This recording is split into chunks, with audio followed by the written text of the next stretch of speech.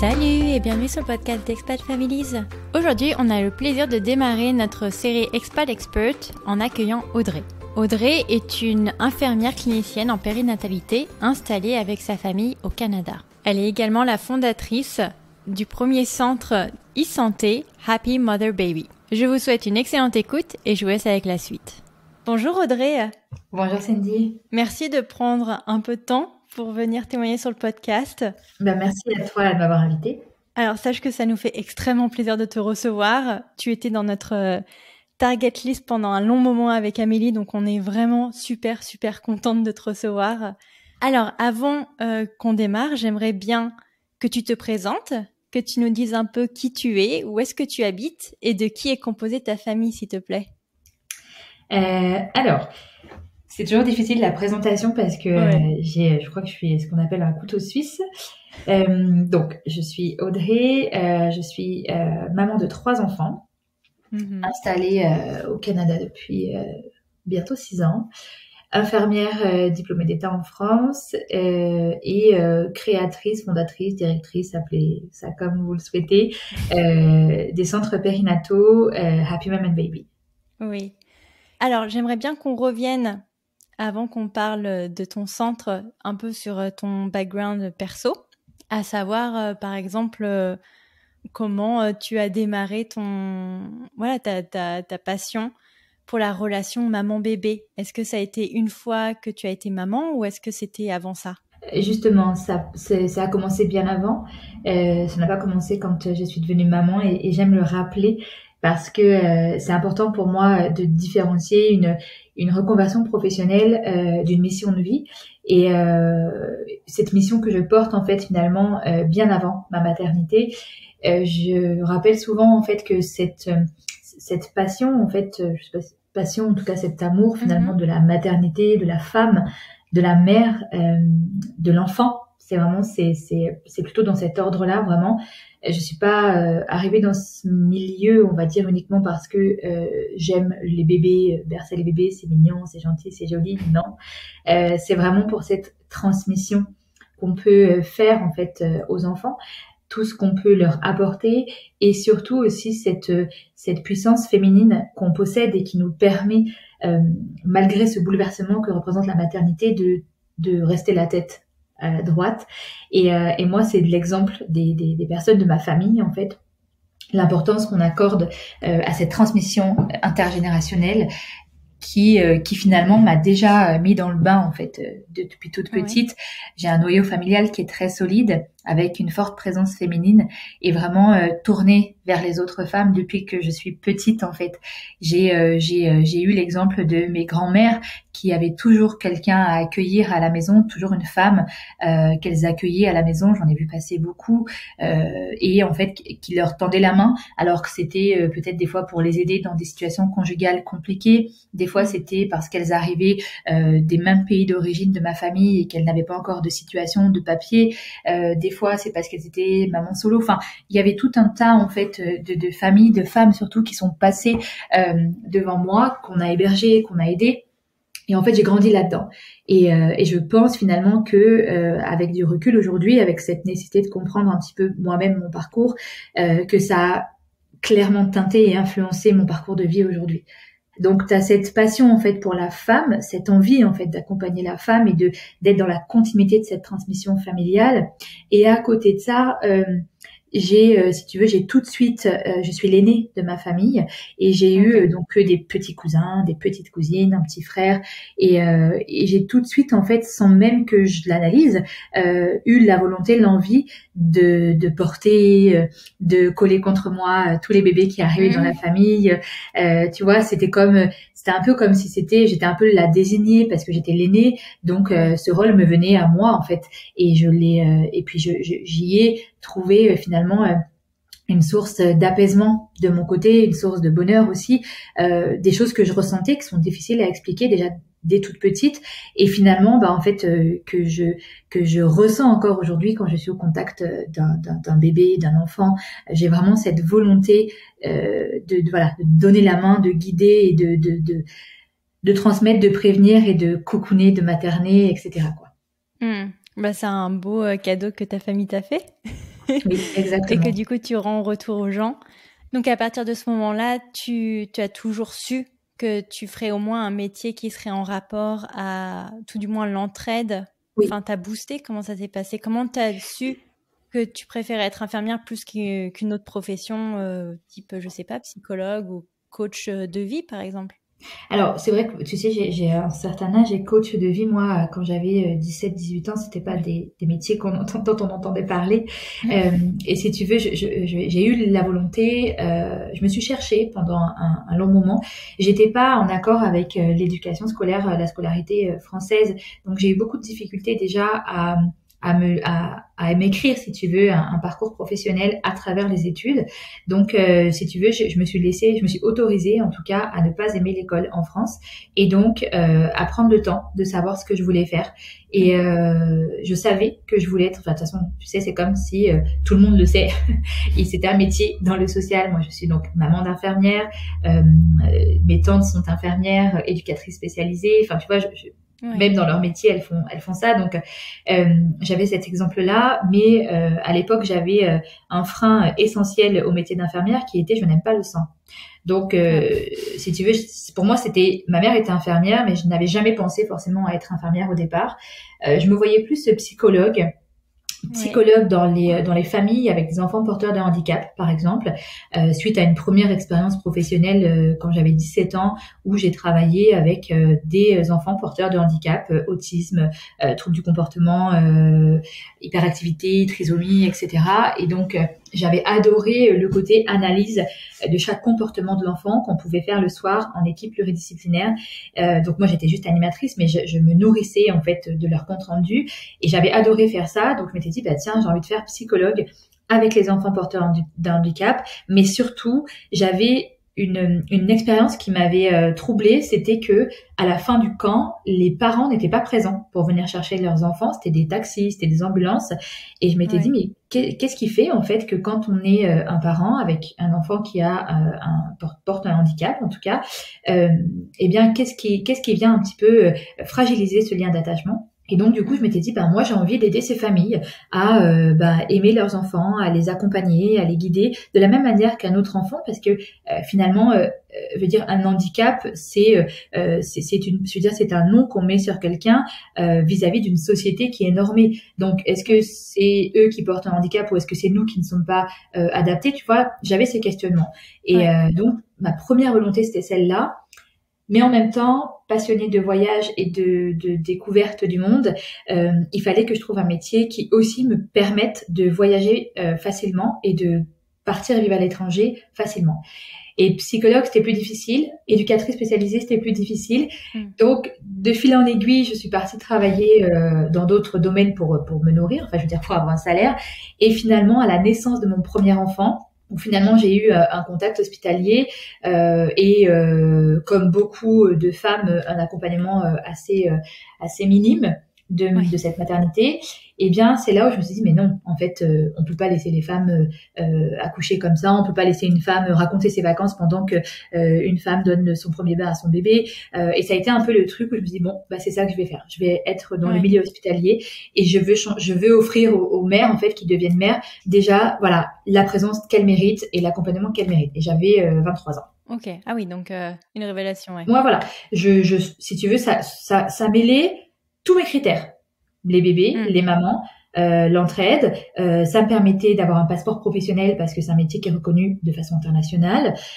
Et puis des possibilités d'évolution. Enfin voilà, disons que c'est venu finalement comme une évidence à ce moment-là. Et donc j'ai tout mis en pause et j'ai passé mon concours à ce moment-là. Ok. Chapeau à tout reprendre de zéro, hein, quand même, entre guillemets. Oui, de zéro. Bah de zéro.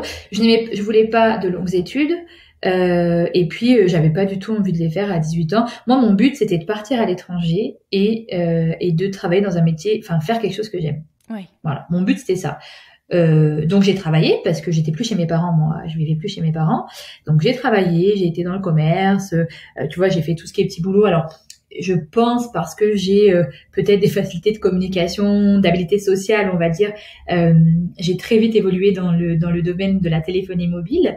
J'étais une très bonne vendeuse. Donc tu vois, à 21 ans, mon chef, le chef de l'entreprise dans laquelle je travaillais, m'avait dit écoute, tu vends super bien, etc. Là, on ouvre une nouvelle boutique. Dans l'endroit où, dans la région où j'étais, est-ce que ça te tente de l'ouvrir, d'être responsable de cette boutique? J'avais 21 ans. Ouais. Et je me suis dit, bah, écoute, allez, vas-y, ouais, on y va. Et donc, je me suis retrouvée à 21 ans, si tu veux, à recruter du monde. Enfin, voilà, c'était toutes ces expériences, finalement, ont du sens aujourd'hui parce qu'elles ont toutes nourri, elles ont toutes apporté quelque chose à ma vie aujourd'hui, en fait. Donc j'ai su, si tu veux, à un moment donné me mettre en pause pour gagner des sous, mais à côté de ça, je faisais beaucoup de missions bénévoles dans les foyers d'accueil de jeunes mères, dans les foyers de personnes en situation de précarité, tu vois. Je gardais toujours ce lien, en fait, d'entraide et de social et de santé, et toujours dans un milieu de l'enfance et de la famille, mais à côté de ça, je devais quand même manger. Donc, j'ai dit, c'est clair. Voilà, ça viendra quand ça viendra. Quand je saurai où j'ai envie d'aller, j'irai. Ok.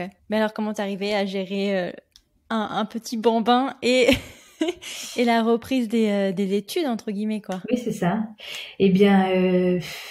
chargée. Je sais. Ouais, c'est ça. Je m'organisais. J'ai beaucoup. Je veux dire, j'ai répondu aux besoins de mon enfant.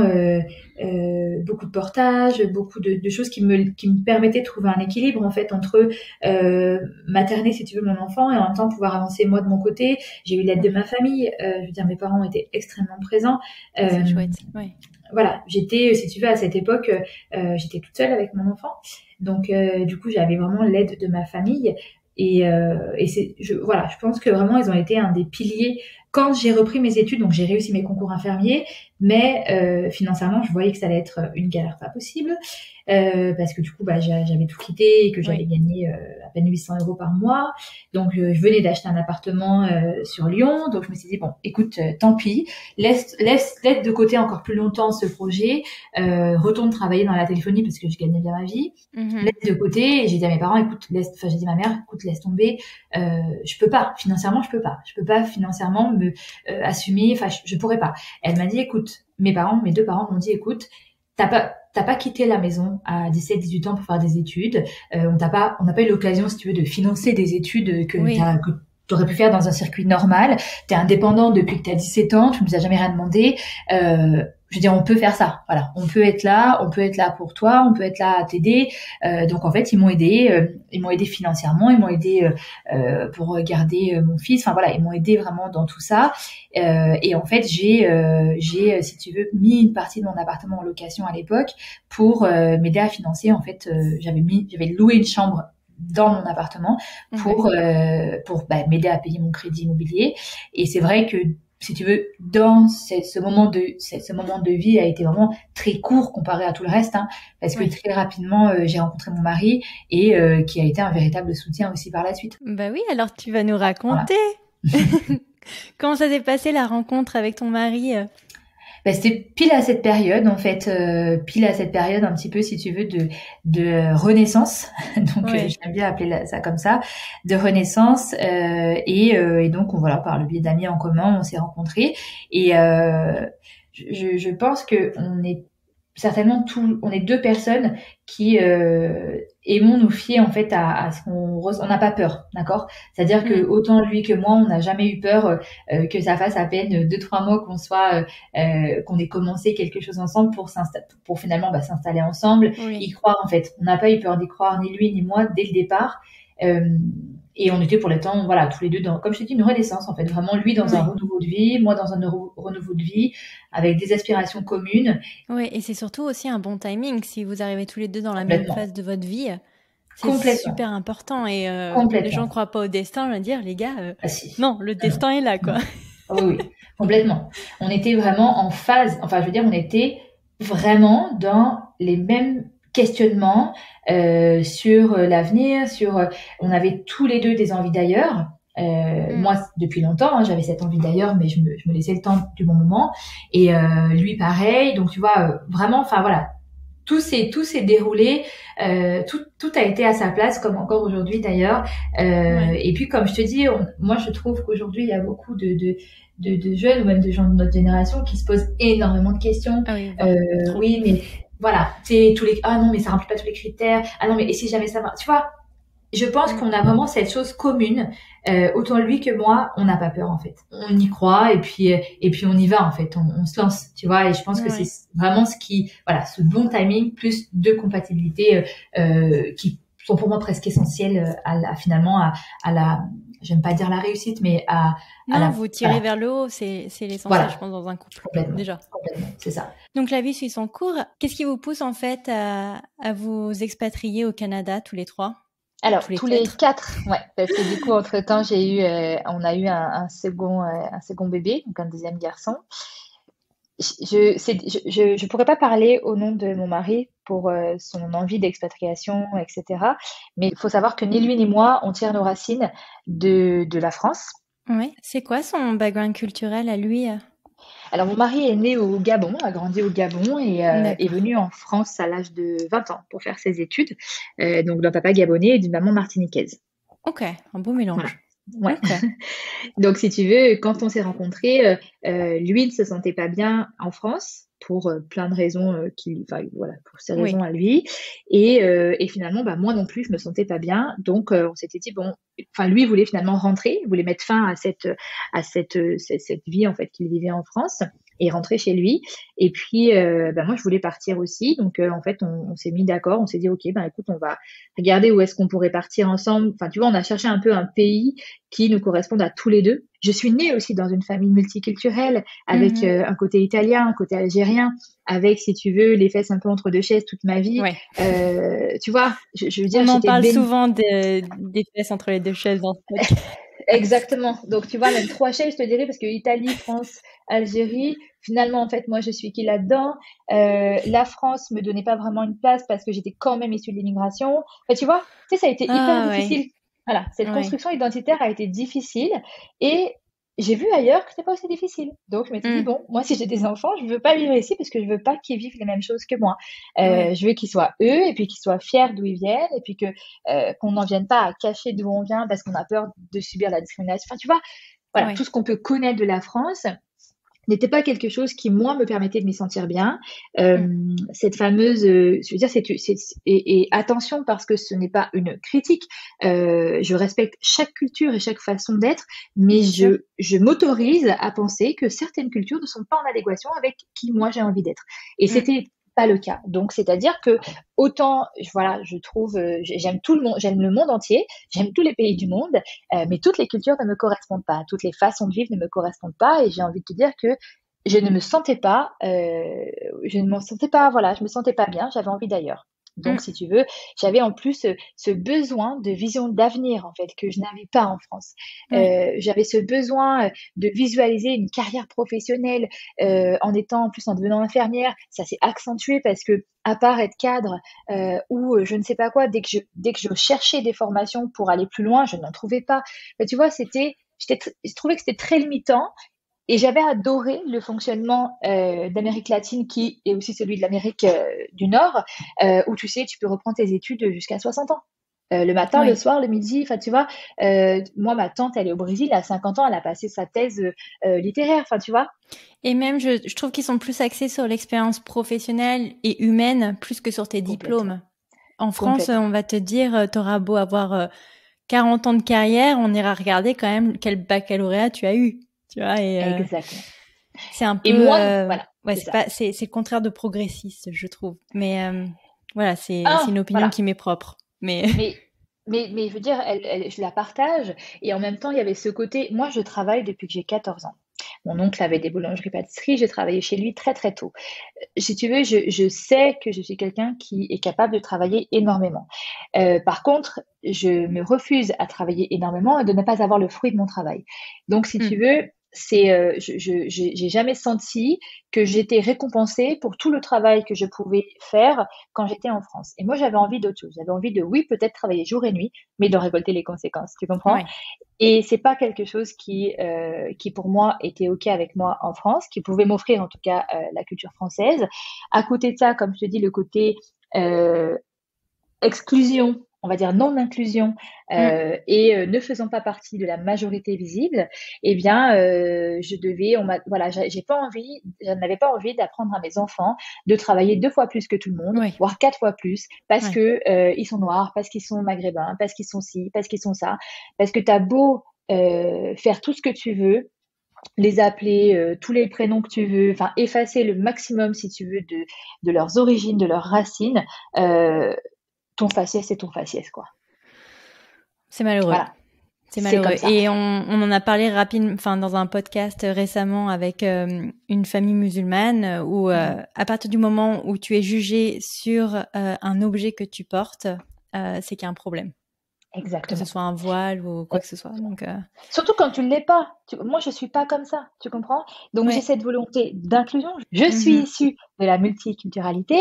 Je ne peux pas, moi, être non inclusive. Bien sûr, Donc, je ne peux pas vivre dans un pays qui est majoritairement non inclusif. Et j'ai envie de dire majoritairement parce que je ne mets pas tout le monde dans le même sac. Bien sûr. Mais ça a participé à mon envie d'ailleurs. Et encore une fois, sans aucun jugement négatif, chaque pays a sa culture. Si ça correspond à certaines personnes, eh ben, tant mieux. Mais si ça correspond pas à d'autres personnes, eh ben, on peut partir. Ouais. Et donc, le Canada est tombé sous le sens. Est tombé sous le sens parce que c'est l'Amérique du Nord, c'est une culture que j'aime bien. La méritocratie existe. C'est un pays capitaliste qui favorise le travail, qui favorise l'entrepreneuriat, qui va la culture du positif. Voilà, c'est pas tout beau, tout rose, mais c'était une culture qui nous attirait mutuellement. Et puis, professionnellement parlant, c'était je veux dire, on sait quand on est dans le milieu paramédical ou médical qu'en termes de recherche, d'évolution de carrière, d'échelon salarial, de rémunération, que c'est mieux que si on est infirmière en France. Donc, si tu veux, c'était aussi pour des aspirations professionnelles et cette vision d'avenir finalement en tant que professionnelle que je n'avais pas en France, que je retrouvais au Canada. Et donc, pour toi, c'était simple de transférer ton diplôme d'infirmière en France au Canada? Alors, oui, 2012, la France et le Canada ont passé un accord de reconnaissance mutuelle du diplôme d'état infirmier, ce qui fait que autant une Canadienne peut aller travailler en France qu'une Française peut travailler au Canada. C'est chouette. Voilà. Donc, du coup, on vient ici, le diplôme donc était reconnu. Donc ça, j'ai dû attendre que ça arrive pour ne pas perdre de temps, parce qu'avec 2 enfants, tu ne pars pas de la même manière que seule avec un sac à dos. C'est clair. Voilà. Donc tu réfléchis, tu vois, tu regardes. Voilà, je suis quelqu'un de très posé aussi là-dessus, donc j'avais besoin de pouvoir, si tu veux, venir facilement. C'est aussi pour ça qu'on a choisi le Canada et notamment la province francophone comme un petit peu un tremplin pour autre chose éventuellement. Mais c'était plus rapide, plus simple. Il y avait besoin de moins d'argent parce que du coup, t'as pas besoin de t'imprégner, si tu veux, de la langue pour commencer à travailler. Donc, tu t'économises un peu 6 mois. Les États-Unis, il fallait passer le TOEIC. Enfin, tu vois, ça me paraissait plus laborieux. Donc, on a fait un choix un petit peu de facilité tout en étant, si tu veux, dans l'équilibre de cette culture américaine. Donc, c'est pour ça qu'on a choisi le Canada et le côté francophone. C'est vraiment financier et question de rapidité. Donc, du coup, voilà comment on est arrivé ici. Mais c'est vrai que les gens oublient beaucoup que le Canada, notamment le Québec, les Français pensent qu'ils vont aller là-bas en se disant c'est comme la France, alors que pas du tout. C'est quand même une culture north american, donc très quand même axée sur le système américain où t'as intérêt à bosser. Et t'as pas autant de bénéfices qu'en France en termes de vacances et voilà, c'est une autre mentalité surtout. C'est une culture américaine en fait. Et d'ailleurs, moi j'aime dire aussi qu'on y parle une autre langue. On a une langue qui est similaire à la nôtre, mais c'est une autre langue. Mais je suis un peu déçue que t'aies pas pris l'accent québécois. Hein. Franchement. Moi je le suis pas. Moi je suis pas déçue. Pas que je ne l'aime pas, mais voilà. Mes enfants peuvent. Et tu sais que mes enfants l'ont avec leurs amis. Hein. C'est vrai. Ah oui. Mais sinon, quand ils te parlent, toi, ils ont aucun accent québécois. Non. C'est marrant. C'est pour ça que je dis qu'ils parlent 2 langues. Après, c'est aussi peut-être parce que on entretient aussi ce côté multilangue, en fait, si tu veux, qui fait qu'ils différencient peut-être, je sais pas, mais moi, j'ai pas, mes enfants n'ont pas l'accent québécois quand ils sont à la maison, du tout. Par contre, je rigole parce que des fois, ils ont des amis dans le jardin et j'entends mon fils parler, notamment le plus grand, et qui parle, tu sais, avec bien l'accent, quoi. J'ai dit, tiens, Camille, t'as vu que tu parles avec l'accent? Il me dit, non, non, pas du tout. Je dis, bah si. Ouais, tu vois, donc d'où l'importance, voilà, pour moi, c'est vraiment une autre langue. Et d'ailleurs, qu'on a appris, hein, il y a des expressions qu'on apprend, tu vois, des façons de s'exprimer, des tournures de phrases. Tu vois, moi, des fois, je fais souvent au Starbucks, et quand j'ai des amis, des collègues même qui travaillent au centre, qui sont au téléphone avec moi, ou n'importe qui vient en France, tu sais, ils comprennent rien, en fait. Hein, ils comprennent rien du tout. Donc, ça me fait rire. Et donc, attends, alors comment c'est la vie sur place quand on est une famille mixte, recomposée comme la tienne par rapport à en France? Est-ce que y a aucun regret et tu trouves que cette culture est beaucoup plus inclusive qu'en France? Alors, je veux pas donner de faux espoirs aux gens, elle n'est pas parfaite. De toute façon, je ne sais pas si la société parfaite existe. Et je crois que j'ai compris aujourd'hui, on est déracinés, d'accord? Encore, je veux dire, en plus, c'est vrai que je dis, je parle pas au nom de mon mari parce qu'on a deux histoires différentes. Lui a grandi dans un pays sur le continent africain, donc au Gabon.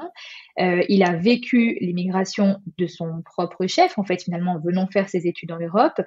Donc, avait déjà, si tu veux, mais je veux dire, c'est une histoire différente de la mienne. Où moi, finalement, je veux dire, je suis née en France parce que ma famille, si tu veux, a quitté l'Algérie, pas forcément de son propre chef, tu vois, c'est pas la même histoire.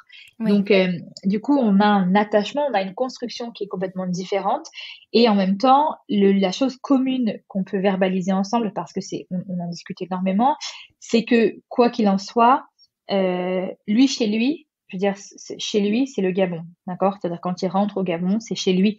Il a ses repères, il a tous ceux avec quoi il a grandi. Moi, je veux dire, mes repères, ce qui va me sécuriser un petit peu affectivement parlant, psychiquement parlant, ça va être la France parce que j'y ai grandi là-bas, donc j'ai mes repères. Mais à côté de ça, je ne me sens pas non plus chez moi à 100%. Donc, j'ai pris le parti de me dire que finalement, je n'ai pas de chez moi. Je n'ai pas de chez moi. Donc, en fait, je ferai de chez moi et mon mari aussi fera de chez lui l'endroit dans lequel il se sent bien. Mais on est victime, si tu veux. Moi, je parle vraiment, je pèse pas mes mots. Je me considère comme étant victime, si tu veux, d'une histoire et un dommage collatéral auquel on n'a pas pensé, en fait. Et ça a été très difficile. J'ai eu vraiment un cheminement psychique, en fait, pas simple, parce que en venant ici, j'ai eu l'impression de revivre finalement ce que mes grands-mères, parce que du coup, mes deux grands-mères vont quitter l'Algérie, j'ai eu l'impression de revivre ce qu'elles ont vécu avec de façon moins difficile qu'elles, si tu veux. Donc, le Canada, oui, c'est vrai, en tout cas, le Québec, parce que je peux pas parler au nom du Canada en entier, c'est grand et nous, on est dans une région à part, c'est pas le paradis sur terre en termes d'inclusion, d'accord? Mais ce qui est appréciable, c'est qu'il y a cette volonté. Il y a cette volonté d'inclusion, il y a cette volonté d'accueil, si tu veux, de l'étranger, il y a cette volonté de tolérance, la volonté est là, en fait. La remise en question est là. Et il y a beaucoup d'incompréhension, de naïveté sur les personnes qui viennent d'ailleurs, mais une fois que les explications sont données, que la barrière un petit peu, que la glace est brisée, eh bien on arrive à quelque chose, d'accord? C'est pas buté, c'est pas fermé comme on peut le ressentir, comme on pouvait le ressentir en France, où finalement on n'avait pas cette notion de se dire bon, ça peut changer, tu vois, ça peut être mieux. Non, on n'avait plus cet espoir-là. Et on a fait le choix de partir pour ne plus se battre. Ici, il y a vraiment cette volonté, elle se ressent, elle se perçoit, et c'est agréable. C'est agréable parce que finalement, ton histoire devient une force. Le fait que tu sois dans l'immigration, ça devient une force, en fait. On te demande d'où tu viens, et finalement, on va dire, waouh, bravo, parce que dis donc, pour avoir le courage de partir, venir, tu vois, on va respecter finalement ce côté-là. Alors oui, il y a une infime partie de personnes qui sont intolérantes, discriminantes, il y a des racistes, ignorants partout. Hein. Voilà, il y a des ignorants partout, on peut pas, mais ils sont pas plus nombreux. Donc, on arrive à s'en sortir et à mieux se sentir surtout. Mais c'est encourageant, surtout pour les enfants quand même. Voilà, exactement. Tu sais, par exemple, le nom de famille, enfin moi je veux dire, j'ai vécu beaucoup de moqueries en France, aucun de mes enfants ne vit ça. Donc, même si c'est pas une société 100% parfaite sur la mixité, l'inclusion de l'étranger, patati patata, il y a quand même énormément de différences qui pèsent dans la balance positive de la chose. Ouais, mais Voilà. je te dis, et je le répète tout le temps, mais j'ai l'impression qu'en France, malheureusement, le racisme est normalisé. Et c'est Complètement. triste, parce que... Il est institutionnel, il est ancré, c'est-à-dire qu'il est normalisé parce qu'il est là depuis des générations et qu'il est institutionnel, tu comprends? Il est pas, il est, franchement, c'est pas pour excuser, mais des fois on a l'impression qu'il est même pas volontaire. Il est dans les mœurs en fait. Ouais, C'est comme ça, parce que l'histoire de la France s'est créée comme ça. Je veux dire, juste le fait de coloniser des pays, ouais, ça c'est te le rapport de positionne, force. Ouais, voilà, ce rapport de force. Et on retrouve toujours ce rapport de supériorité, de hiérarchisation. Donc en fait, il est institutionnel. Vraiment, pour moi, il est ancré dans la culture. Donc en fait, les gens ne s'en rendent même plus compte, ne savent ouais. même pas. Et je le sais et je dis ça parce qu'aujourd'hui, je me suis éloignée de personnes que j'ai fréquentées toute ma vie parce que je me suis rendu compte de ça en fait. Parce que je me suis rendu compte que moi, aujourd'hui, je n'ai plus envie d'entendre certaines choses, mais eux ne sont pas prêts et ne comprennent pas que moi, j'ai plus envie, en fait. Tu Mm. comprends? Et ne comprennent pas, ne sont même pas dans la remise en question, mais ils sont dans le rapport de force. Non, je ne suis pas ce que tu dis. Mais j'ai pas dit que tu étais quelque chose. J'ai juste dit que Ouais, moi, j'autorise mes oreilles à ne plus entendre ces choses-là. C'est tout. c'est Mais j'ai pas important. dit, tu vois, je protège mon mental, je n'ai pas envie, voilà, d'entendre des choses sortir de ta bouche qui ne me plaisent pas, qui ne me correspondent pas, et je ne veux pas échanger avec toi parce que je parlerai avec des personnes qui ont fait une démarche de Mm. regard différent. Celles qui ne l'ont pas faite, je refuse de, comme on dit en bon québécois, de m'ostiner avec eux. Je Mm. protège ma santé mentale et je passe à autre chose et je les sors de ma vie, en fait, tout simplement. Parce que, comme je te dis, il est institutionnel. Ouais. Donc, du moment où c'est dans l'institution, bah, comment tu fais? Encore une fois, Mohamed, dans un épisode, expliquait l'important pour nous aujourd'hui, c'est d'être un tremplin pour les gens et pour leur faire comprendre en fait que ce qu'ils disent au quotidien, c'est pas normal. Tout à fait. Et dans d'autres cultures, ce serait pointé du doigt comme étant du racisme. Mais bien sûr, Et c'est ça, c'est j'ai que vé- tant que tu n'éduques pas les gens, ils ne peuvent pas savoir. exactement. Mais il n'y a pas ce côté éducatif. Dès l'école, il n'y est pas. Dès Ah non, l'école, bien on va sûr. te dire que les Noirs marchent pieds nus. Ouais. Tu vois un peu ce truc dès l'école. Donc, voilà, moi, je vais protéger mon mental. On est parti. J'ai pas envie de refaire, si tu veux, le monde. Par contre, je ne me prive pas de parler. Donc, j'ai une grosse communauté sur les réseaux sociaux. Et en même temps, je n'accepte pas les choses que d'autres ont pu accepter. Et j'ai eu l'expérience récemment, si tu veux, du nom de famille de mon mari qui est donc africain, qui est gabonais exactement, parce que africain, ça veut rien dire, qui est Mais, gabonais, qui a été, si tu veux, qui a entraîné un rictus sur le plateau d'une émission très regardée en France pour les familles. Il a entraîné un rictus lors de l'énonciation de celui-ci quand on présentait un des livres que j'ai écrit. La production de cette émission a estimé qu'il n'avait rien fait en fait, que déjà je devais m'estimer heureuse qu'ils aient parlé de mon livre. ah bon. Et moi je refuse, tu comprends? Je refuse de me cantonner, si tu veux, à une réponse comme celle-ci. Non. Je mérite mon nom, le nom de mon mari, c'est notre Bien sûr. identité, c'est notre histoire. Et quelque chose comme ça se passe sur la télé canadienne. De toute façon, ça ne se passerait même pas. Mais si ça se passait, mais tu verrais ça aux nouvelles comme pas possible. Ouais. Tu verrais ça au journal. Parce que c'est impensable en fait de rigoler du nom de famille de quelqu'un, d'autant plus sur un plateau de télévision. Non, et puis c'est surtout que si ça avait été une personne, je sais pas, scandinave ou allemande, ils auraient Mais non, fait l'effort, tu vois, de prononcer le nom correctement, mais sous prétexte que ça a une connotation, entre guillemets, d'un continent, ils ne font pas l'effort d'eux et ils se moquent d'eux, et c'est là où il y a un problème. Tout à fait, tout à fait. Parce que Schwarzenegger, tout le monde sait le dire. Bien sûr, exactement. Voilà. Et c'est dingue, hein. Voilà. C'est ridicule. Enfin bref. Et le pire, c'est que on va minimiser ton ressenti, on ne va pas l'écouter, on va le minimiser, on va lui manquer de respect. Et moi, c'est quelque chose que je n'accepte plus. Oui, on Que va vraiment, déshumaniser la n'accepte personne complètement. Mais par complètement, son nom, complètement. et c'est un gros problème. Non, Voilà. Donc, je continue le combat à distance, mais Ouais. parce que je suis très présente dans les médias français, voilà, je refuse. Et je le dis ouvertement, publiquement, je refuse. Je l'ai dit sur mes réseaux. J'ai expliqué que voilà comment on prononçait mon prénom. Et voilà. Et ça, une réaction de notre part, ils sont pas habitués. Donc, ça va changer. On a ce devoir, effectivement, d'éducation, mais ça passe par beaucoup de travail. Du coup, je m'épargne en vivant au Canada un petit peu quand même. Non, mais tu as bien raison. Et encore une fois, en France, on ne parle pas de la santé mentale des gens. Et je pense qu'il y a aussi un gros effort à faire là-dessus. Tout à fait. Mais bon, c'est un autre débat malheureusement. Et je suis très contente qu'on en parle aujourd'hui parce qu'encore une fois, ce podcast se veut inclusif. Donc, ouais, j'espère vraiment que ça va permettre de faire évoluer les mentalités et la nouvelle génération à venir. Donc, tout à fait. Enfin. On trace le chemin. Oui, non, mais on fait bien, on fait très bien, parce que c'est important. Et alors, j'aimerais bien qu'on parle de ton corps de métier, et notamment du centre périnatal Happy Mom et Baby que tu as créé. Et voilà, donc par exemple, qu'est-ce qui t'a poussé à venir créer ce centre et à te mettre toi à ton compte? Est-ce que ça a été un projet qui a mûri déjà dans ta tête en France, ou est-ce que c'est quelque chose que tu as installé à ton arrivée au Canada? C'est un projet qui a commencé en Europe, en France, il y a une dizaine d'années, avec notamment l'arrivée des réseaux sociaux.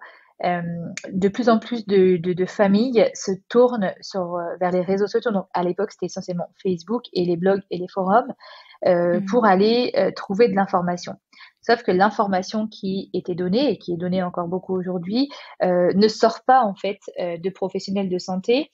Et je trouvais ça assez particulier d'informer, enfin de donner des informations qui concernent la santé de la femme, la santé maternelle, la santé de la maternité, de l'enfant, par des personnes finalement qui n'ont fait aucune étude dans ce domaine, n'ont aucune connaissance précise des choses. Et donc, ça a motivé un petit peu mon envie de dire, OK, bon, les mamans maintenant elles vont chercher un petit peu des réponses à leurs questions auxquelles on ne répond pas finalement en tant que professionnel de santé, sur Internet. Maintenant, sur Internet, il n'y a pas de professionnel. Alors, pourquoi est-ce que moi, j'irai pas sur Internet en étant une professionnelle? Donc, au départ, c'était vraiment cette démarche-là. J'étais beaucoup présente dans des groupes de mamans, des pages de mamans, des forums. Enfin, tu vois, j'allais vraiment essayer d'aller guider ces familles qui cherchaient des réponses à leurs questions. Alors, surtout le sommeil, la grossesse, tout ce qui concerne la maternité, la paternité et la parentalité. Donc, j'ai vraiment initié, si tu veux, cette présence digitale il y a une dizaine d'années. Okay. Puis, c'est pas que ça a commencé à prendre, c'est surtout qu'on a commencé à venir me demander de plus en plus de conseils en privé. Des conseils, sauf que je suis très limitée parce que, étant professionnelle, il n'est pas possible, sans connaître une situation précise, faire une anamnèse, un recueil de données bien précis, de pouvoir diriger une personne. Et donc, je prenais beaucoup de temps bénévolement pour appeler les parents, aller plus loin en fait que le réseau social, avec des personnes que je connaissais absolument pas, que j'appelais, je posais plus de questions. Enfin, tu vois, je faisais quelque chose, réel suivi, oui. Un réel suivi, et tout ça bénévolement. À un moment, je me suis posé la question, mais ok, j'aime faire ça, j'aime vraiment faire ça, j'aime apporter ça aux familles en dehors finalement de ma présence à l'hôpital. Et puis, sauf que, mais comment est-ce que je peux gagner ma vie en faisant ça? Tu vois, je me disais, bon, comment est-ce que je peux faire? Parce que bon, tu sais, c'est quand même du temps, ça pourrait devenir une activité principale, puis je pourrais finalement être rémunérée pour ça, mais j'avais vraiment aucune idée de comment réussir à créer quelque chose et continuer de faire ça. Tu vois, j'étais vraiment dans le flou, ça me paraissait impossible. Donc, j'ai continué pour moi, parce qu'en France, t'es infirmière à l'hôpital et en libéral, et puis c'est tout, quoi. Enfin, je veux dire, en structure, et puis si t'es toute seule, t'es en libéral. Sauf que c'est pas vraiment du libéral, sauf que, tu vois, ça entraînait un très, très long questionnement chez moi. Et puis, arrivé au Canada, donc avec le permis, moi, j'étais obligée de travailler dans un hôpital jusqu'à l'année dernière. Donc, j'ai travaillé dans un hôpital avec, voilà, ça ce serait pareil, un autre sujet, mais ça n'a pas été très, très simple, l'intégration et l'adaptation dans les structures ici. Et donc, si tu veux, à un moment, c'est le processus d'immigration, c'est pas facile, tu passes par plusieurs étapes. Donc, j'ai repris un petit peu cette présence, j'ai mis en pause 1 an, on va dire, déménager, arriver, m'adapter. Et puis, je tombe enceinte de mon 3e bébé en début 2017, janvier 2017, donc ça faisait 1 an qu'on était là. Et je dis, bon, j'ai un petit peu plus de temps, et ben voilà, je vais reprendre un petit peu ça parce que j'aimais beaucoup. Et en fait, si tu veux, l'arrivée au Canada a boosté ma confiance en tant que professionnelle parce que j'ai trouvé, en tant qu'infirmière, une place à part entière. J'y ai trouvé vraiment, si tu veux, une reconnaissance de la part des autorités, de la part de la société, une reconnaissance que j'avais pas finalement, que je ne percevais pas en France, un salaire vraiment correct, un respect de mon métier que j'ai beaucoup aimé. Un rôle d'évaluation, d'analyse beaucoup plus profond en fait, si tu veux, que ce que j'ai pu connaître. Je n'étais plus exécutrice de prescription, j'étais vraiment intégrée dans un diagnostic médical, paramédical, et je faisais entièrement partie de cette prise en charge. Enfin voilà, j'ai vraiment pris confiance dans mon métier et dans ce qu'on pouvait apporter en tant qu'infirmière, comme aux États-Unis, il y a un énorme respect pour les infirmières. Oui. Et du coup, j'ai pris confiance finalement dans ma posture professionnelle et dans mes capacités à consulter. Parce que à la base, en France, je me suis dit, je vais développer la consultation infirmière, parce qu'elle existe, mais elle n'est pas remboursée. Mais autant te dire que ça parlait à personne, ce que je voulais faire. Personne m'a dit, tout le monde dit, t'es folle, tu vas pas faire ça, personne va te payer. Pourquoi est-ce qu'ils iraient payer une infirmière? T'as qu'à faire du libéral, tu vois. Je dis, ouais, mais libéral, tu peux pas, tu vois, bref. On m'a dit, mais t'es malade, c'est n'importe quoi. La consultation infirmière, elle est hors convention, mais qui va payer pour une consultation infirmière? Alors qu'elle existe, mais elle n'est pas remboursée. Tu vois, je me suis vraiment fait, casser de partout. Les pédiatres, l'ordre des pédiatres trouvait que c'était une très bonne idée de développer la consultation complémentaire à leur pratique, mais ils voyaient vraiment pas comment j'allais être payée. Tu vois, parce que j'avais porté le projet quand même, mais que des portes sont fermées. On m'a dit, bref. Donc j'ai dit, ok, c'est pas grave. Ici, consultation infirmière reconnue, pratique privée reconnue, des cliniques, les infirmières, comme en Amérique de partout, elles peuvent avoir une clinique d'esthétique, elles peuvent avoir plein de choses. En fait, le métier est très, très ouvert et il ouvre plein de portes.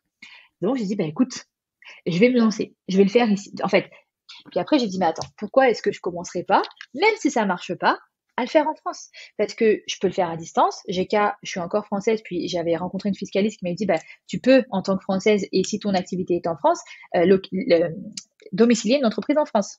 Oui. Donc, c'est ce que je pouvais faire. Et mon statut ici me permettait de le faire aussi parce que même si j'étais en permis fermé ici, vu que c'était un statut temporaire, je pouvais avoir une entreprise en France, quoi. Donc, c'est le deal que j'ai trouvé. Voilà. Ouais. Donc, du coup, j'ai fait ça. On a fait un montage fiscal, etc. Je veux dire, on a tout bien mis comme directement. Ce qui m'a permis d'être en permis de travail fermé ici, mais d'être directrice d'une entreprise en France. Je me suis dit, associé à ça, je vais créer un petit Instagram.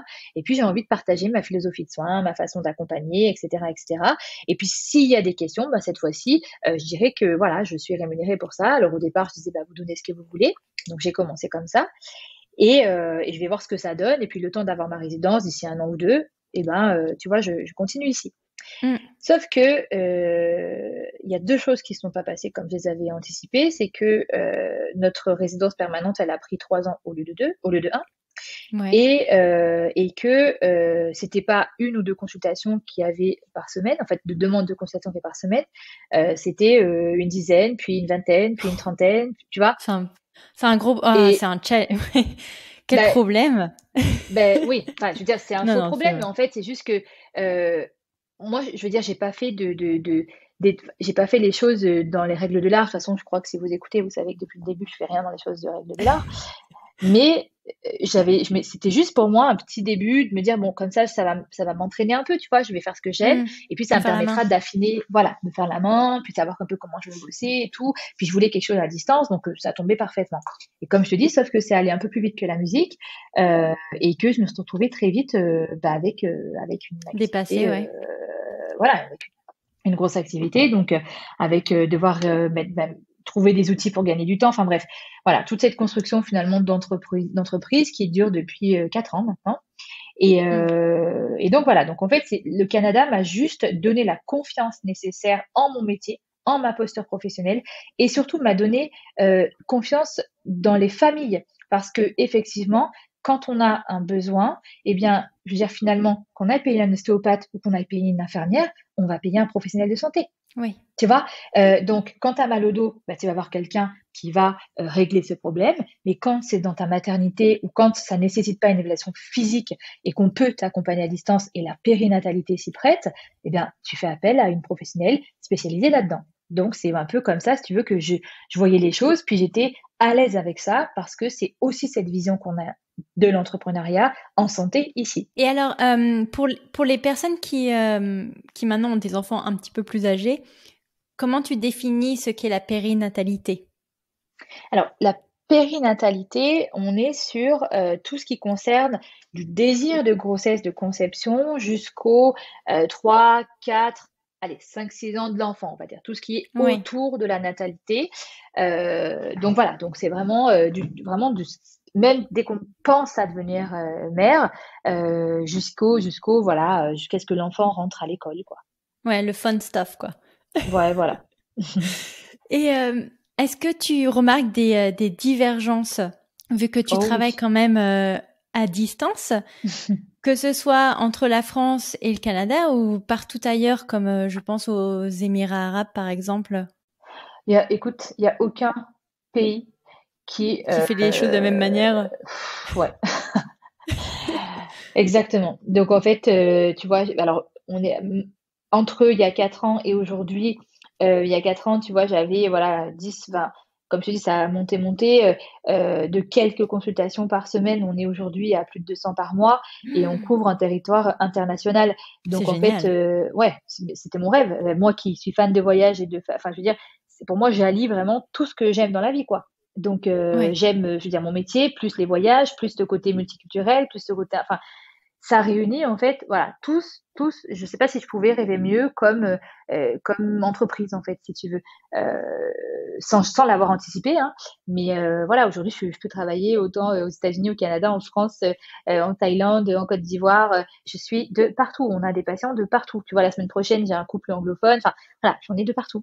Ce que j'ai fait, c'est que j'ai toutes les recommandations de tous les pays en fait. Voilà, je suis sans arrêt en train de me renseigner, de mettre à jour mes connaissances, que je transmets à mes équipes maintenant sur la diversification en France c'est comme ça, la diversification au Canada c'est comme ça, la diversification là-bas c'est comme ça. Enfin, tu vois, voilà, c'est sans arrêt une remise à jour des questions. Enfin, c'est être connecté de partout en fait, tout le temps. Et alors, est-ce que tu peux nous faire une présentation rapide des services? Parce que moi, j'en ai compté 3, mais je suis sûre qu'il y en a plus. Donc, tu me dis, il y a avant.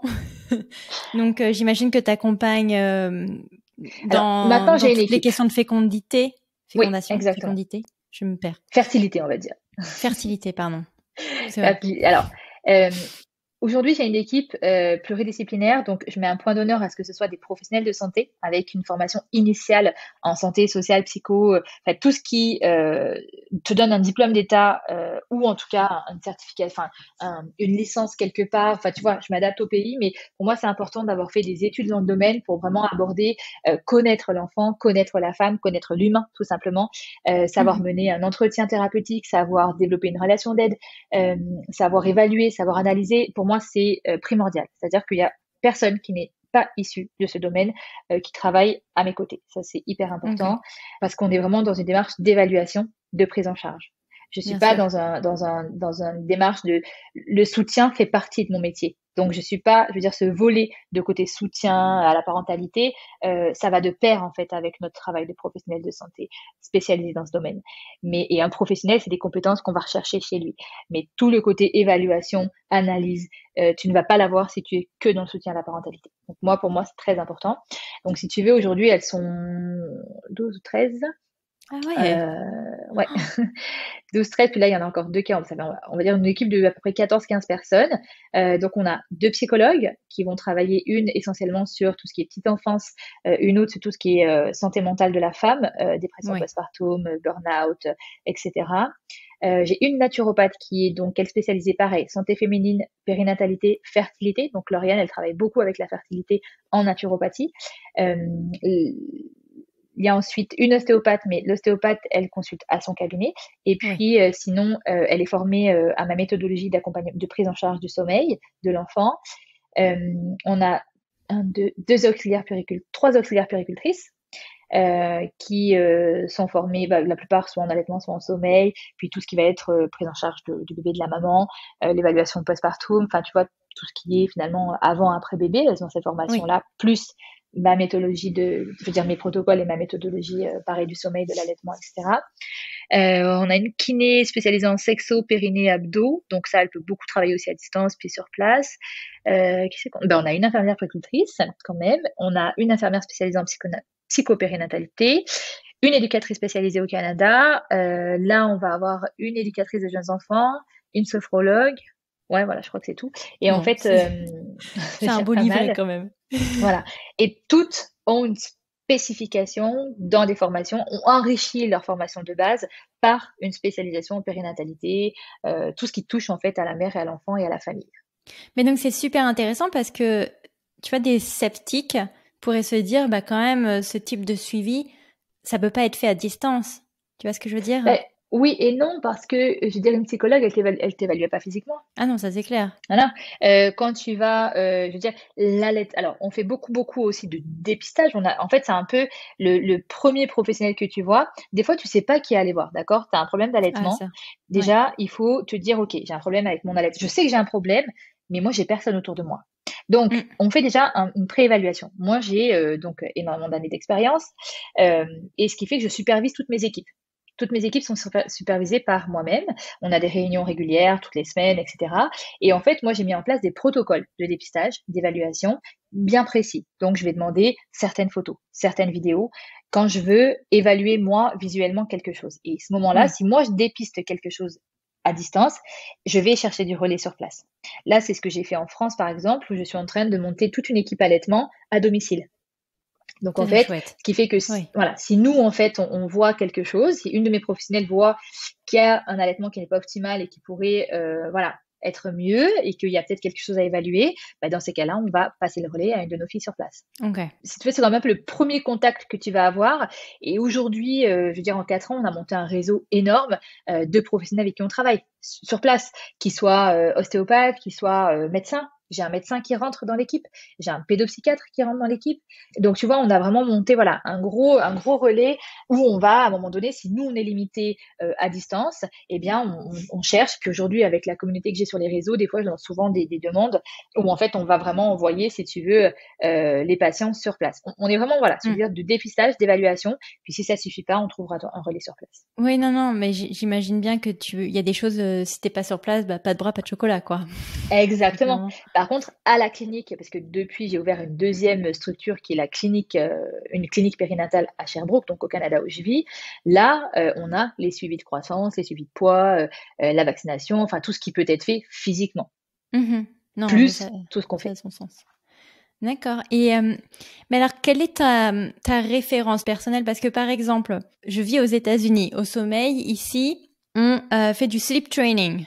Donc dès 4 mois dès que l'enfant a 4 mois, voire même avant, parce que regarde, ma fille aujourd'hui elle a 3 mois et demi, on me parle déjà de la sleep train parce qu'elle a suffisamment de poids et nanana. Comment tu allies ton opinion personnelle avec ce qu'on te demande de faire dans le pays dans lequel tu vis, avec aussi ta culture dans le pays dans lequel tu viens, où, par exemple, en France, on ne parle pas de sleep training. Tu vois, comment tu arrives à allier ces 3 choses en même temps? Ben, pour moi, c'est une question de posture professionnelle.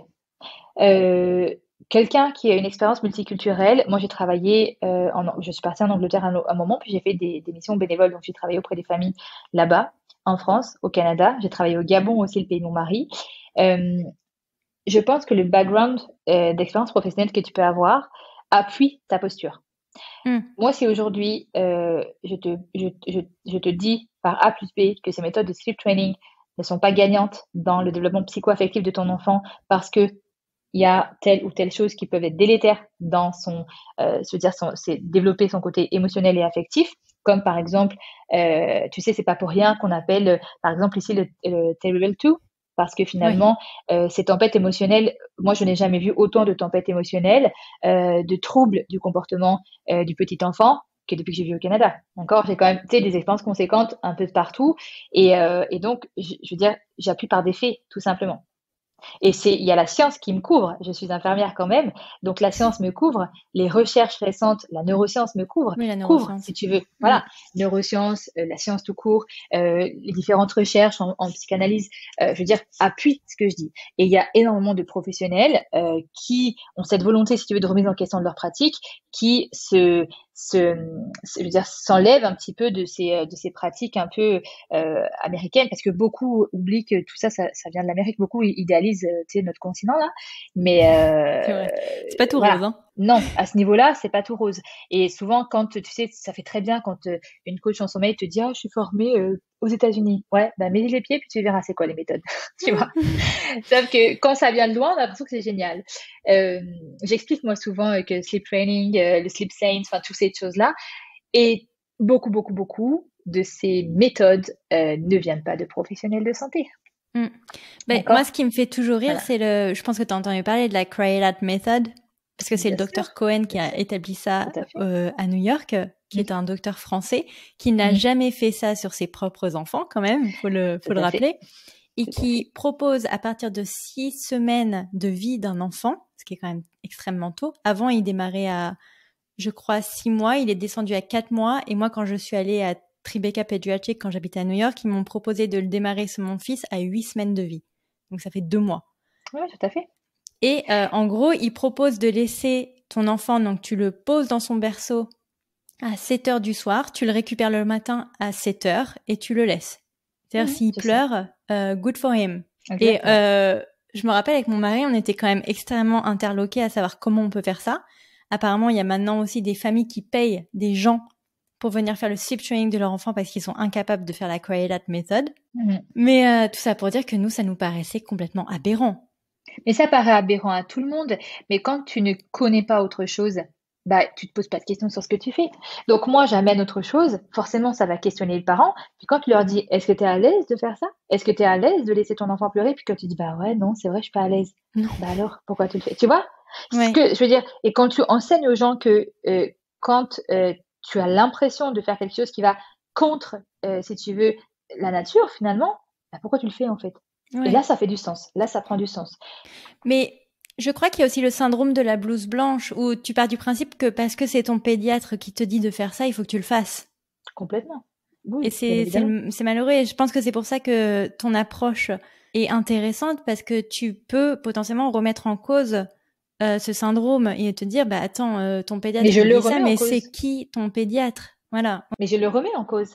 Et d'ailleurs, quand je donne le masterclass en Europe, je leur explique qu'on n'a pas de blouse blanche ici. C'est-à-dire que déjà, ce syndrome, enfin, je veux dire, cette posture hiérarchisée, elle est pas là. Ici, on va te croire parce que moi ici, si tu veux, qu'est-ce qui va faire en sorte que les gens adhèrent à cette approche? C'est qu'en fait, je suis infirmière, donc j'ai la connaissance. Pas j'ai la blouse, j'ai une connaissance qui est mise à jour parce que je rappelle quand même que pour avoir ta licence d'infirmière active, tu dois avoir un minimum de je sais plus combien d'heures de formation par an. Donc, si tu veux, il y a un ordre qui est derrière toi, il y a, je veux dire, tout un organisme qui est derrière toi et qui vérifie tes compétences, qui vérifie tes qualifications. Oui, tu as une légitimité professionnelle quand même. Complètement. C'est ça.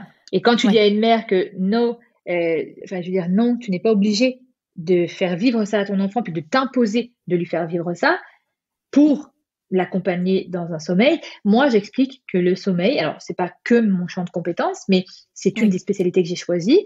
Le sommeil est un besoin fondamental au même titre que l'alimentation, que marcher, que respirer. Et quand il y a une perturbation de la marche, de la respiration, de l'alimentation, ben, on n'accompagne pas ça en forçant les choses.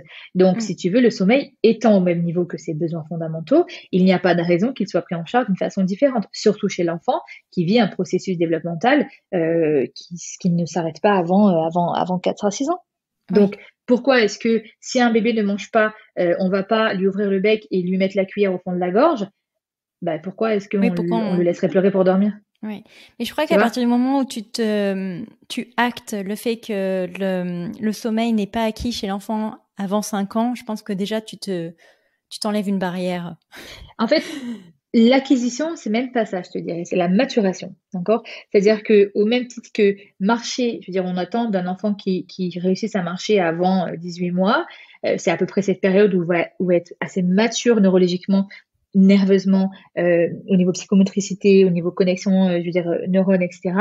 C'est à ce moment-là qu'il va réussir à marcher. Donc, il va être mature. Si tu veux qu'en gros, ça y est, ce côté de son développement, ce côté de ce besoin fondamental, ça y est, il peut répondre tout seul à ce besoin, se déplacer. Parce que se déplacer, se mouvoir, c'est un besoin fondamental auquel l'être humain a besoin de répondre. Jusqu'à ce que l'enfant sache marcher, il n'est pas autonome face à ce besoin. Le sommeil, c'est la même chose, c'est-à-dire que c'est un processus de maturation l'enfant sait dormir parce qu'il sait dormir depuis qu'il est dans le ventre, mais par contre, ce processus va vivre des perturbations, va vivre des évolutions, sa structure va évoluer pour se stabiliser et devenir mature vers 4 à 6 ans. Mais en attendant, si tu veux, il va se passer pas mal de choses. Donc, l'enfant va être capable à certaines périodes de réussir certaines choses, atteindre certaines attentes de la part de son parent de façon non autonome, parce que du coup, ce qu'on veut, c'est l'autonomie. Tout ce que les parents veulent, c'est que l'enfant soit autonome dans la réponse à ce besoin. Sauf que ce que les parents ont du mal à entendre, c'est que l'enfant n'est pas autonome avant bien longtemps, en fait. Et ça, c'est pour ça que j'aborde le sommeil de l'enfant comme n'importe quel autre besoin fondamental d'un être humain. Non, mais c'est super. Et je trouve que tes vidéos sur ton compte Instagram sont nécessaires. Je me rappelle mon week-end à Sequoia National Park avec mon toddler qui refusait de dormir. Et à ce moment-là, je vois la vidéo comment favoriser le sommeil en vacances. Et je me suis dit, on est bon. Écoute, j'aimerais bien qu'on se fasse un petit point truc et astuce de ta part. La première, c'est quel conseil tu aurais à donner, par exemple, à une maman qui est sur le point d'accoucher? De se faire confiance. De se faire confiance et de savoir qu'elle est capable de le faire, en fait. Qu'elle est capable de le faire, peu importe ce qu'il va se passer, elle va réussir à mettre au monde son enfant. Je veux que les femmes sachent qu'elles sont capables de donner la vie, qu'elles ont toutes les ressources nécessaires et que si jamais il y a une faille quelque part dans les ressources qu'elles ont ou pas, ou qu'il y a une absence de contrôle sur ce qui peut se passer, l'équipe médicale, il y a une équipe qui sera là derrière vous. Mais je veux vraiment que les femmes se mettent au centre de leur accouchement, au centre de la naissance, mais d'elles-mêmes en fait. Parce que si elles se mettent au centre, c'est-à-dire que si tu es confiante devant ton équipe paramédicale, médicale, périnatale, eux, ils prendront moins de place. Oui. C'est pour ça que vraiment se mettre au centre de la chose. J'ai confiance, je suis capable, je sais ce que je veux, je sais ce que je veux pas et je vais le dire. Puis si jamais ça se passe pas comme prévu ou qu'il y a des imprévus, des choses parce que on est face à l'humain, on est dans des choses qu'on ne peut pas contrôler, là, j'ai une équipe qui sera là pour faire en sorte que mon bébé puisse être là, en fait. D'accord ? Oui. Mais c'est tout. L'équipe médicale est simplement là pour assurer les arrières de la femme. Exactement. Oui. Non, c'est important parce que combien de fois tu entends des témoignages où les gens disent j'ai perdu le contrôle et je n'étais plus acteur ou actrice de cet événement de vie. Exact. Et est-ce que tu aurais des conseils à offrir à une maman qui vient tout juste d'accoucher et qui vit son postpartum, par exemple, toute seule à l'autre bout du monde, surtout là, comme on le dit, en période de Covid où tu ne peux recevoir personne, tu es un peu démunie face à ce bébé qui vient d'arriver dans ta vie? Je dirais la même chose. Je dirais la même chose, c'est qu'elle est capable, qu'elle doit s'autoriser à vivre un bouleversement. Alors, tu sais, j'ai un deuxième livre qui sort au mois de janvier, puis j'ai écrit quelque chose à l'intérieur. C'est un essai, enfin tu verras, c'est complètement un autre exercice d'écriture. Devenir mère, en fait, c'est un voyage. C'est un voyage qui n'est pas facile. L'atterrissage est très important.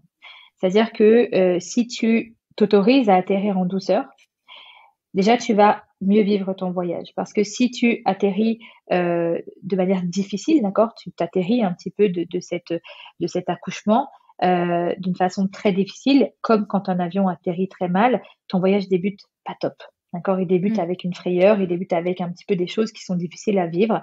Donc s'autoriser vraiment à atterrir en douceur et à se mettre dans sa bulle, en fait. S'autoriser vraiment à mettre, comme dans un avion, la musique dans ses oreilles, ne rien calculer et faire juste se mettre dans sa bulle et faire ce voyage, en fait, dans sa petite bulle.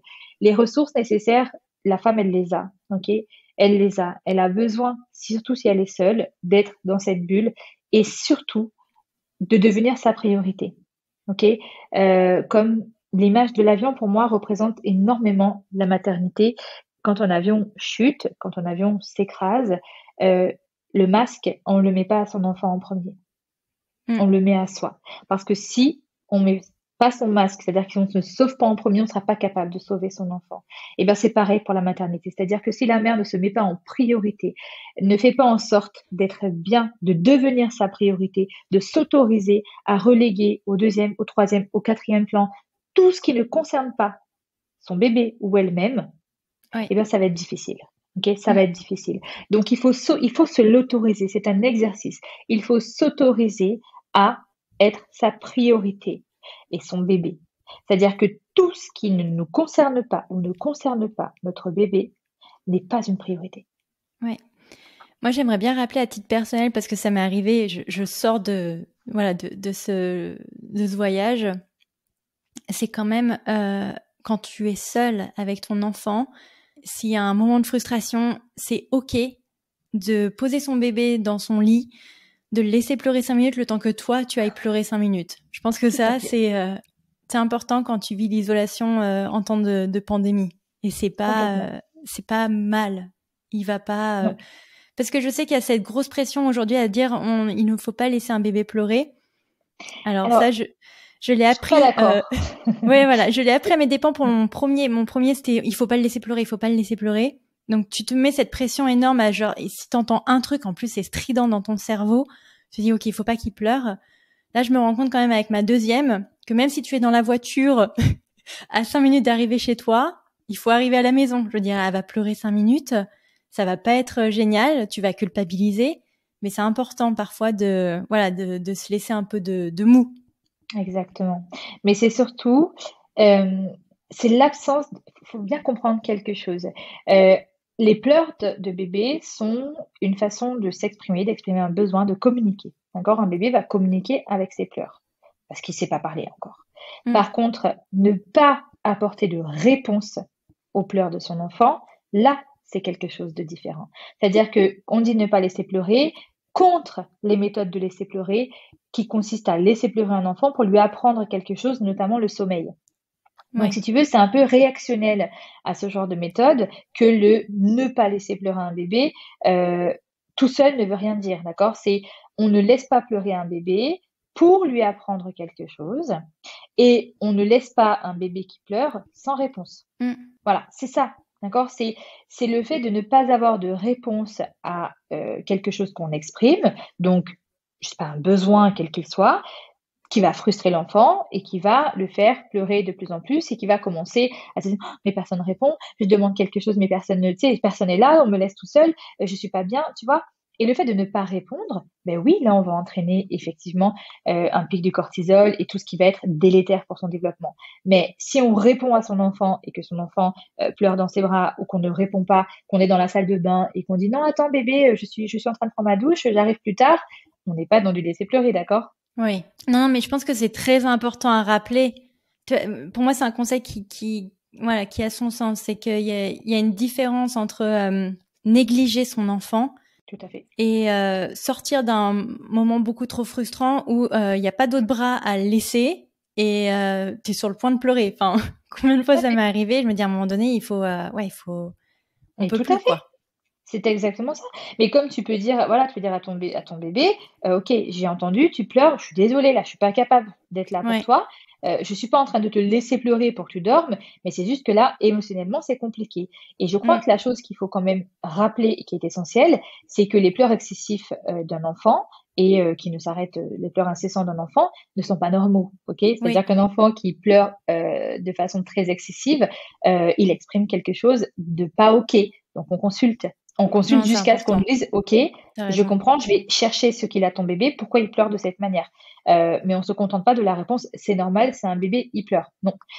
Si un bébé pleure au point que tu craques et que tu t'en en puisses plus, il y a quelque chose. Et si ton pédiatre te dit c'est normal qu'il pleure, change de pédiatre. C'est ça. Tu changes. Tu trouves quelqu'un qui te dit non, t'as raison, c'est pas normal, je vais chercher ce qui se passe. C'est ça la réponse. Et qui t'écoute aussi. Moi, j'ai remarqué la différence entre mon pédiatre à New York et le pédiatre ici. Ici, elle est très bien, elle focus énormément sur le bébé, mais je trouvais que mon pédiatre à New York focalisait aussi sur les parents et nous rappelait à chaque rendez-vous qu'on faisait un bon travail. Ça, c'est très important. Et ça, ouais, je pense qu'il faut pas non plus négliger le travail qu'il y a derrière des parents à faire en sorte, sans mode d'emploi, que cet enfant survit. Complètement. Donc, d'ailleurs, ça me fait une belle transition. Quel conseil tu as pour l'autre parent? Parce qu'on parle beaucoup de la maman, on parle moyennement du papa ou de l'autre partenaire. Voilà, quel conseil tu aurais à offrir pour l'autre parent, surtout si ce dernier n'est pas de la même culture que la maman? La communication. La communication, la communication, la communication. Peu importe la communication qu'on choisit d'utiliser, le moyen, le canal de communication, que ce soit à l'écrit, par texto, par mail, verbal, lettre, tout ce que vous voulez, exprimez ce que vous ressentez. S'il y a des choses qui vous questionnent dans le comportement de votre partenaire, de la maman, dites-lui. Communiquer avec cette personne, verbaliser tout ce que vous ressentez, vos émotions. Si vous vous sentez exclu, dites-lui. Si vous vous sentez rejeté, dites-lui. Si vous sentez que vous avez pas de place, vous trouvez pas de place, dites-lui. C'est vraiment la communication. C'est-à-dire que se mettre l'autre parent, parce que la mère, elle vit quelque chose d'unique et personne avant qu'elle le vive peut savoir comment elle va le vivre.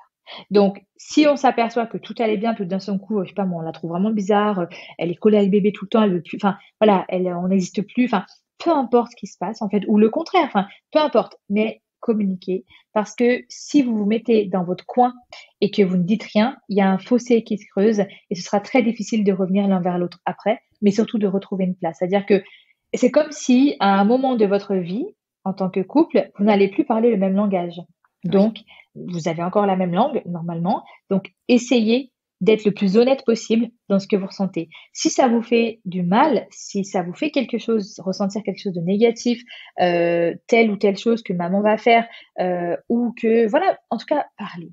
Vraiment, l'autre parent, c'est parler, prendre des initiatives, c'est-à-dire ne pas attendre que maman demande quelque chose, parce que logiquement, elle va pas le faire, parce qu'il y a une espèce de syndrome de jeune maman qui arrive avec côté je gère. Donc, prenez des initiatives, ok? Et plus vous allez prendre des initiatives, plus la barrière, on va dire, psychique de la mère va tomber et vous allez trouver une place de plus en plus, en fait.